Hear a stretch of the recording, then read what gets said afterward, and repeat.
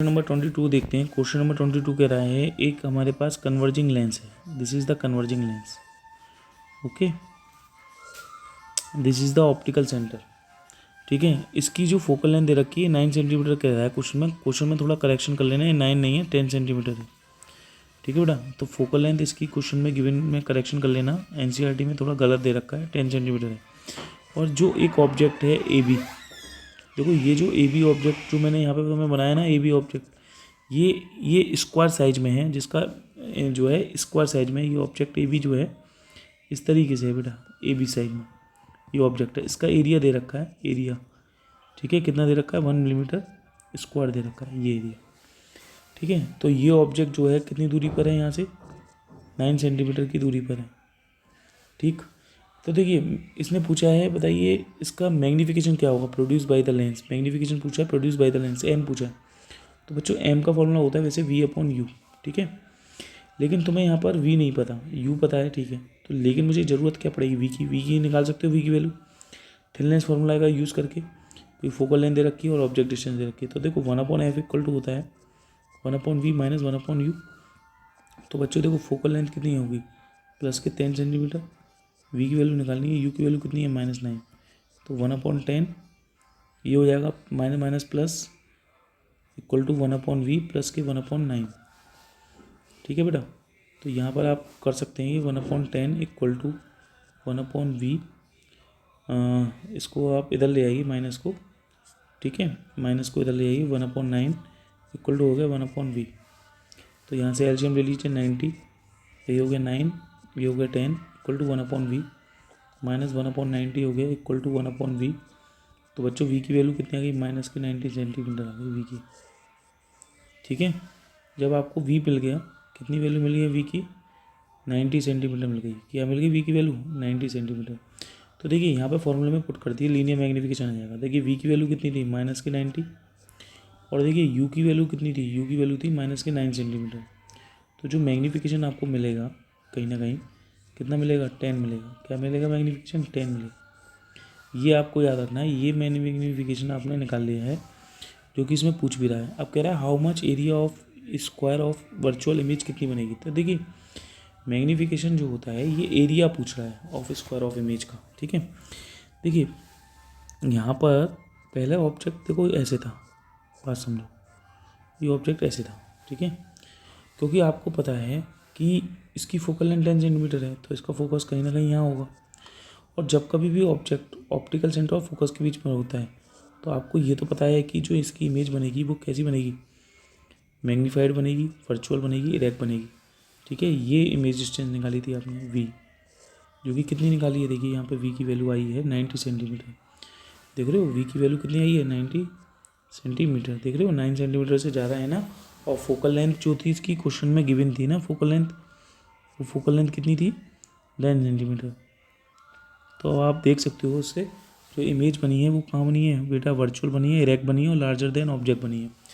तो देखो ये ऑब्जेक्ट जो था ए बी, पहले ऑब्जेक्ट ये था ए बी, ये ऑब्जेक्ट है ए बी, बात समझो, ये ऑब्जेक्ट था ए बी।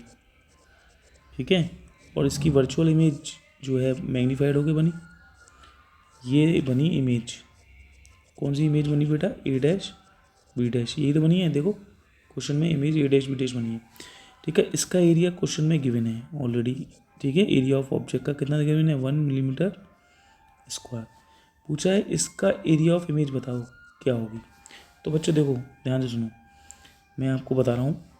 जैसे इसका एरिया दे रखा है, तो देखो एरिया जो है, जैसे एरिया स्क्वायर का एरिया ए इंटू ए तो होगा भाई, ए इंटू ए तो होगा। तो अगर मैं ये देखूँ, ये मान लो कोई हमारे पास P Q R S square है, पी क्यू आर एस।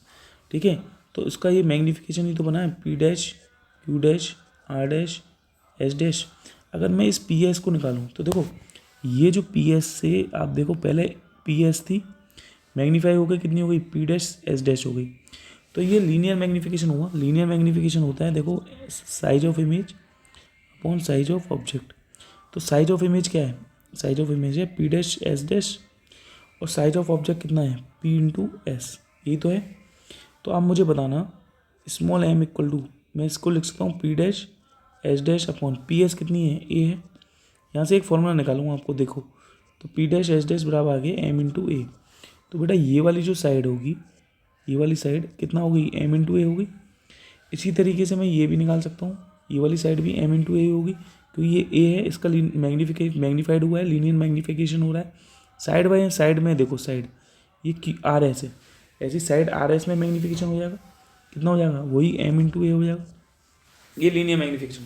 अब बताओ एरिया ऑफ इमेज कितना हुआ, यहाँ पर अगर मैं निकालूँ बच्चों एरिया ऑफ इमेज कितना हुआ, एरिया ऑफ इमेज होगा पी डैश एस डैश जो निकालिए इंटू, क्योंकि जो है ये स्क्वायर का एरिया कितना हुआ, साइड इंटू साइड, साइड कितनी है पी डैश एस डैश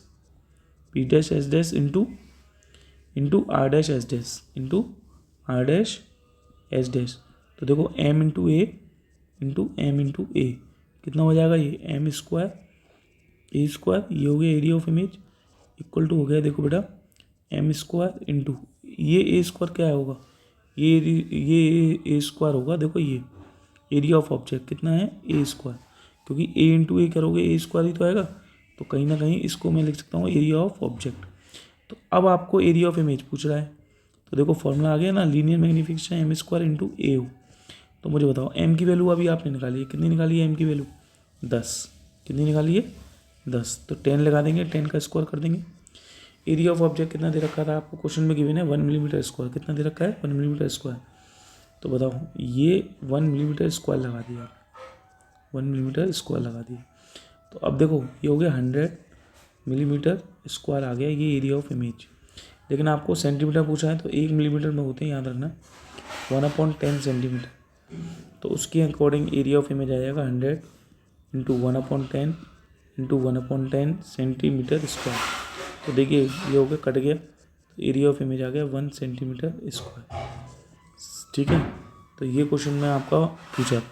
अब ये पूछ रहा है सेकंड पार्ट कि एंगुलर मैग्नीफिकेशन बता दीजिए इसका। तो देखिए एंगुलर मैग्नीफिकेशन जो होगा वो एंगुलर मैग्नीफिकेशन क्या होता है, देखो तुम्हें मैंने बताया भी था, जब कभी हम एक सिंपल माइक्रोस्कोप केस में कि जब मैं किसी ऑब्जेक्ट ए बी को विदाउट लेंस रखता था तो वो हमारी आंख पे एंगल बनाता था अल्फा, और जब मैं इसके आंख के पास किसी कॉन्वेक्स लेंस को रखता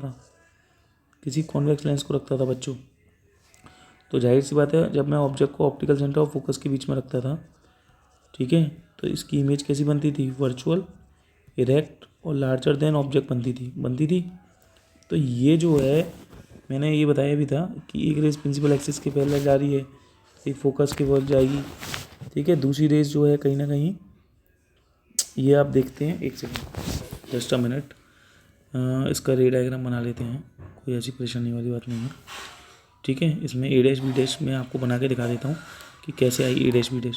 देखो एक रेस प्रिंसिपल एक्सिस के पैरेलल जाती है जो फोकस से गुजर जाती है, दूसरी रेस ऑप्टिकल सेंटर से, इन दोनों रेसों को पीछे ले जाओ, जहाँ काटेंगी वहाँ फाइनली क्या बन जाएगी, इस ऑब्जेक्ट की इमेज बन जाएगी, क्या, ए डैश बी डैश, ठीक है। ये इमेज जो हमारी आँख पे एंगल सबटेंड करेगी, ये याद रखना, ये क्या करेगी, एंगल बीटा, क्या करेगी, एंगल बीटा। तो मैंने बताया था ये ऑब्जेक्ट डिस्टेंस थी बेटा, ये फाइनल इमेज बनी थी least distance of distinct vision पे, जो केस बताया था सिंपल माइक्रोस्कोप के केस में। तो यहाँ से एंगुलर मैग्नीफिकेशन का फॉर्मूला बताया था मैंने आपको, बीटा अपॉन एल्फा, बीटा होता था 10 बीटा अपॉन 10 एल्फा। तो देखो 10 बीटा इक्वल टू होता है परपेंडिकुलर क्या है, ए बी अपॉन बेस कितना है यू, 10 एल्फा कितना होगा, 10 एल्फा होगा ए बी, क्योंकि ये ऑब्जेक्ट कहाँ रखते थे हम, least distance of distinct vision पे रखते थे, ठीक है।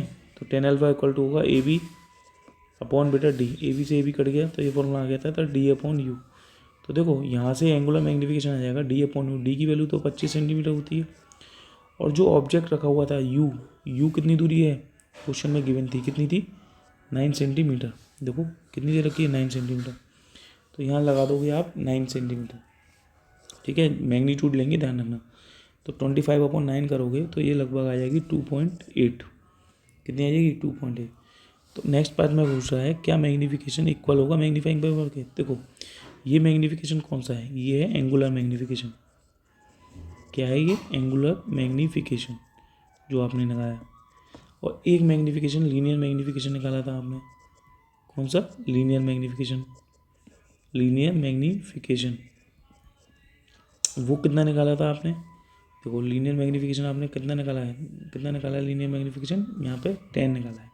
ये कौन सा मैग्नीफिकेशन है, ये लीनियर मैग्नीफिकेशन है, ये लीनियर मैग्नीफिकेशन है। कितना है वो, 10 है। कितना है, 10। तो यहाँ लीनियर मैग्नीफिकेशन कितना आ रहा है आपका, 10 आ रहा है। इधर एंगुलर मैग्नीफिकेशन आ रहा है तो 2.8। बात देखिए, ये है एंगुलर मैग्नीफिकेशन, कितना है आपका, वो आया 2.8। और यहाँ जो है आपका ये जो निकाला है ये है लीनियर मैग्नीफिकेशन, जो आ रहा है 10। तो अब बताओ क्या ये दोनों जो है मैग्नीफिकेशन सेम है, ये 2.8 है ये 10 है। तो आपसे पूछा है क्या ये मैग्नीफिकेशन दोनों बराबर होंगे, नहीं है, तो आप लिख देंगे नो, थर्ड पार्ट। ठीक है, बस यही आपको यहाँ पर बताना था। ठीक है, थैंक यू।